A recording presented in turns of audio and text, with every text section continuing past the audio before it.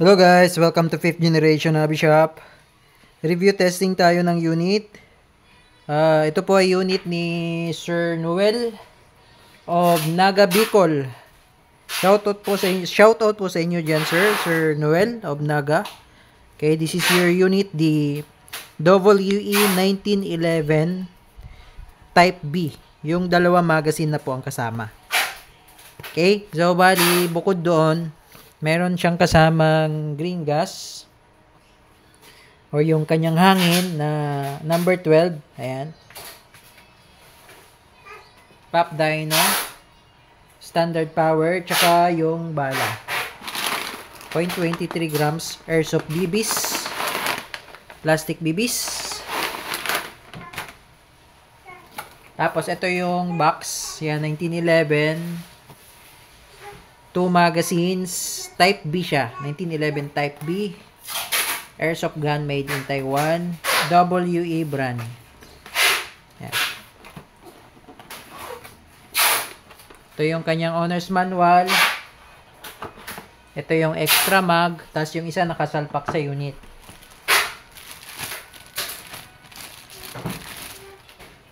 Ito yung unit. Ito yung nakasalpak na mag. So, bali, dalawang mag po yung kasama. Ayan. 1911 Type B. Classic.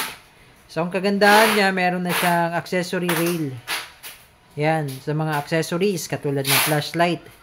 Pwede siyang lagyan. Tapos, pwede rin siyang lagyan ng tracer. Ayan. May thread po yung barrel niya. Ayan. So, pwede siyang, alam niyo yung tracer unit, sir. Ito po. Para siyang silencer, na may kasama siyang adapter, na pasok dito. Tapos, nakasealed kasi, hindi natin mabubuksan. Ngayon, meron siyang kasamang tracer BBs. Yun yung umiilaw pag sa gabi, na pagka puputok ka, makikita mo yung lipad ng bala ng tracer. I mean, ng tracer BBs.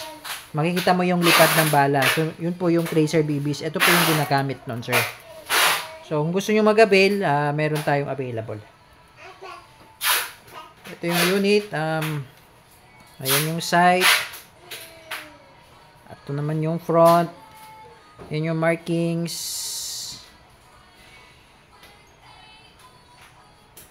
Serrated na yung front tsaka rear. Tapos, ambidextrous na yung manual safety. Magkabilaan po yan. Yan.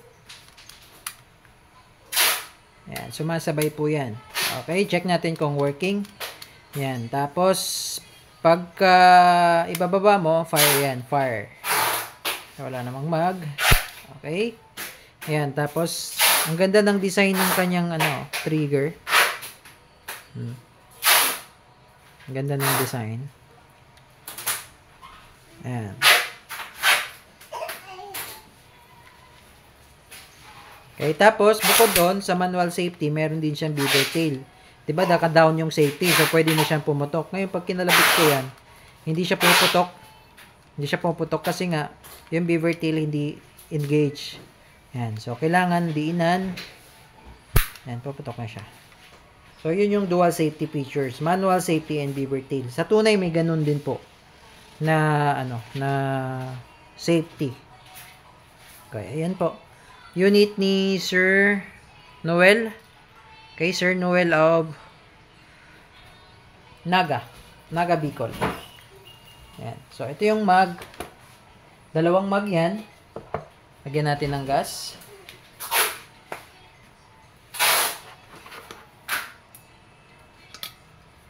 Upside down, 1, 1001, 1002, 1003.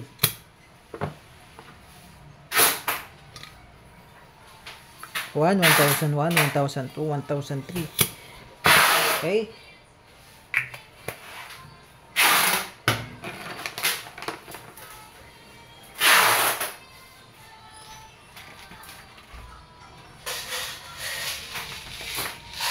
So, lagyan natin, sir, ng BBs. Tapos, testing natin kung ilang EPS.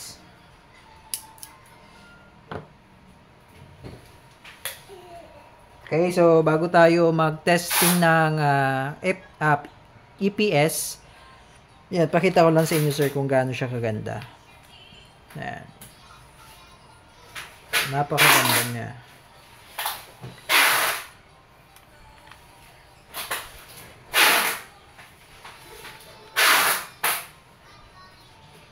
Ah, 1911. So, lagay natin yung mag para kitang-kita yung ganda. Yan, 1911 Type B Classic with 2 magazines. Yan.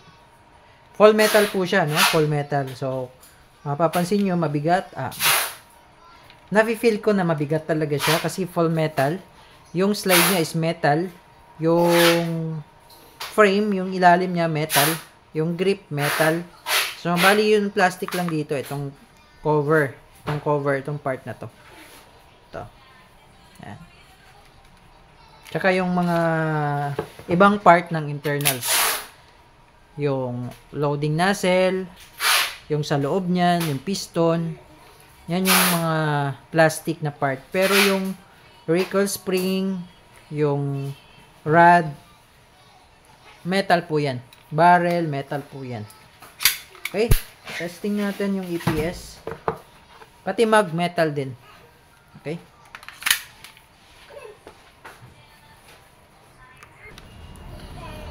Okay sir, testing natin kung ilang EPS. This is your 1911 Type B. Ayan. Testing. Bearing.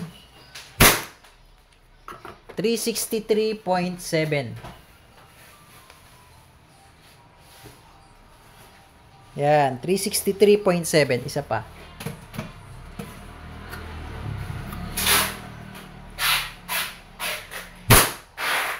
$369.3. Malakas. 369.3. Okay, tapos nag-open chamber siya. Ayan. Open chamber. So, wala nang bala yan. Ibig sabihin, release mo lang yung mag. Tapos, bigyan kita ng tip, sir. Kapag nag-open chamber, ayan, ang gawin nyo po, huwag nyo pong gagamitin tong slide stop. Ayan, yung iba kasi binababa lang ganyan. So, pag ginagamit nyo yun palagi, itong part na to, ito, yung sinasampahan ng slide stop, yung notch na yan, mapupudpud yan. So, ang gawin nyo, itong slide, pag nag-open chamber, pull back nyo lang ng konti. Ayan, pull back nyo siya. So, kung mapapansin nyo, nasa gitna yung lock, yung slide release, or slide stop, kung tawagin. Ngayon, pag nasa gitna na siya, saka mo siya ibababa. So, dahil dyan, hindi siya magkikiskisan, sir, 'di ba? Kasi wala silang point of contact. So dahil dyan, hindi siya mapupudpud. Yan, tsaka mo siya bibitawan. So ulitin ko lang, sir, ano? Pag nag-open chamber pa ganyan, 'di ba? Open chamber siya. Kasi kapag yan napudpud yung part na yan, ito. Itong part na yan. Kapag yan napudpud, sir, ang unit nyo hindi na mag-open chamber. Kahit na wala ng bala, hindi na siya mag-open chamber. Kasi, ano na lang kumbaga mag-i-slide na lang siya dyan Hindi na siya kakapit.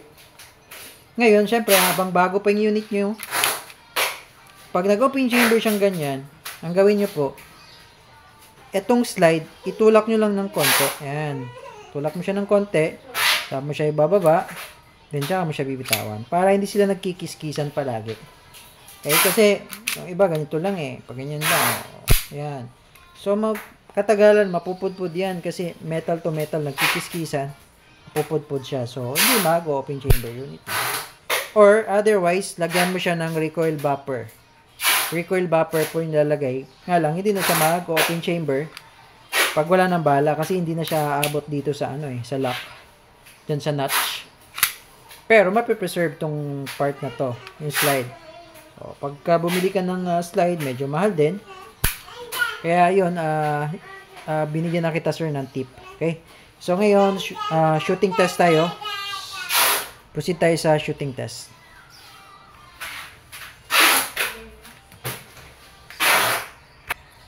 So bali yung magazine mo pala sir ay single stock 15 rounder. Pero mas maganda kung wag mo siya isagad sa 15 kahit na 10 lang. Para yung spring niya hindi agad lalambot. So ayun, dalawang magazines. Shooting test tayo. Okay, Sir Noel of Naga Bicol. This is your unit, the 1911 Type D Classic with 2 magazine airsoft gas blowback pistol by WE. Testing.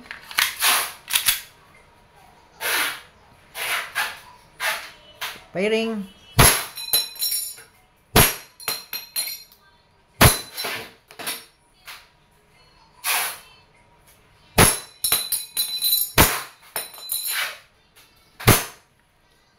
Okay, open chamber. Release the mag. Testing natin yung isa. Okay, firing. Open chamber again. Release the mag. Okay. So, yun lamang po, Sir Noel. This is your unit. Ang ganda niya. This is the 1911 Classic Type B with 2 magazines. Okay, by WE, made in Taiwan. So, kung meron pa po kayong question regarding sa inyong unit, sir, message lang po sa aming Facebook page, 5th Generation Hobby Shop. Thank you, sir, and God bless po.